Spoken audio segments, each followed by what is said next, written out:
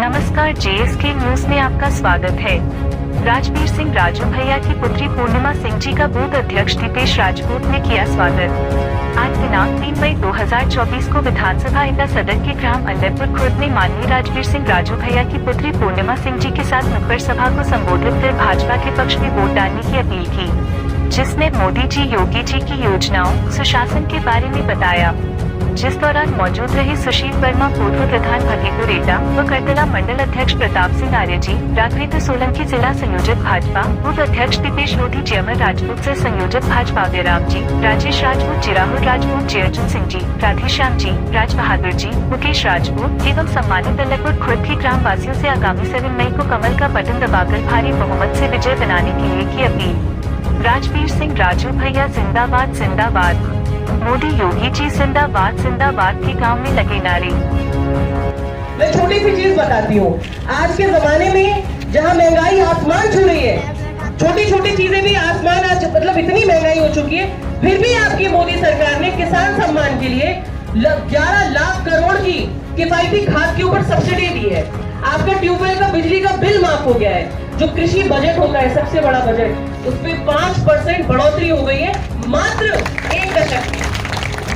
आपकी फसल की MSP बढ़ती जा रही है। जो मेरे किसान भाइयों का करोड़ों का ऋण था, वो माफ कर दिया गया है मोदी सरकार में। अब हमें ऐसी खबरें सुनने को नहीं मिलती कि इतने किसानों ने वहां हत्या कर ली है, इतने किसान वहां लटक गए, क्योंकि ये हमारे सिर्फ महिला को सशक्त नहीं किया मोदी सरकार ने, प्रत्येक अन्नदाता को भी सशक्त करने का कार्य किया है। वृद्धा पेंशन योजना बन गई। अब जब भी जो हमारे वरिष्ठ नागरिक हैं 60 साल के ऊपर हो जाएंगे, सीधे सीधे आपके खातों में पैसे आ जाएंगे।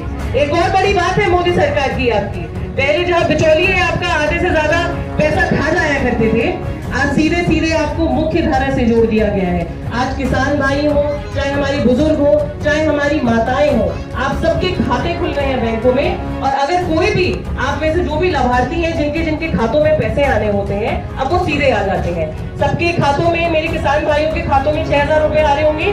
सम्मान निधि जो आ रही थी, उसको बढ़ाकर दोगुना कर दिया गया है। जोरदार तालियां फिर बजाइए आप, क्योंकि ये किसान सम्मान ये सिर्फ मोदी सरकार सोच सकती है, और इसमें बहुत बड़ा हाथ है आप लोगों का, क्योंकि 2014 में और 2019 में आप लोगों ने अपना मत भाजपा को डालकर राजू भैया जी के हाथ मजबूत करने का कार्य किया था, और उन्होंने आगे जाके मोदी जी को वोट डालकर मोदी जी के हाथ मजबूत करने का कार्य किया था।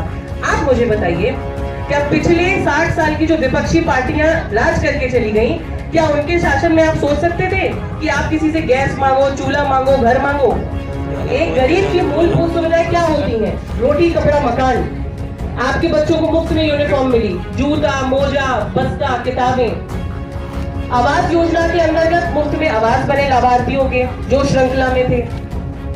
और कोरोना वायरस जैसे महामारी के समय में जहां बड़े बड़े देशों की व्यवस्था ध्वस्त हो चुकी थी, एक आपका भारत देश था जिसने सभी को मुफ्त में राशन बांटा, सभी का मुफ्त में टीकाकरण किया, और अपने भारत देश का ही नहीं, अपने पड़ोसी देशों को भी हमने टीकाकरण पहुंचाया। अब एक टीका जो लगा था, 3 टीके लगे थे सबके, एक टीके की कीमत थी 1800 रुपए। अब आप यहाँ से अंदाजा लगाइए कि मोदी सरकार ने गरीब, शोषित, वंचित, पीड़ित के लिए क्या नहीं किया, कुछ किया या नहीं किया। मेरा ये कहना है, टीका तो सबके लगा। आज अगर हम सांस ले रहे हैं, आज अगर हम जीवित हैं ऐसे महामारी के समय के बाद, तो वो सिर्फ मोदी सरकार की वजह से जीवित है, और आपके विश्वास की वजह से जीवित है जो आपने अपनी मोदी सरकार को दिखाया। आपकी एटा लोकसभा की बात करती हूँ, बाईपास एटा लोकसभा में बन गए, पक्की सड़कें एटा लोकसभा में आ गई, बच्चों IT कॉलेज बन गए, पॉलिटेक्निकल कॉलेज यहाँ बन गए, जवाहर तापी योजना आ गई, श्रीजी सीमेंट की जो कंपनी है वो आपकी यहाँ पर खुलने वाली है। सबसे बड़ी बात, मेडिकल कॉलेज जो पहले अलीगढ़ जाने वाला था, आपके राजू भैया जी ने बोला मेरे लोगों को आसपास के दूर दूर जगह जाना पड़ता है, नोएडा, दिल्ली, अलीगढ़, आगरा, आप लोगों को ना जाना पड़े और आपके चेकअप यहीं हो जाए।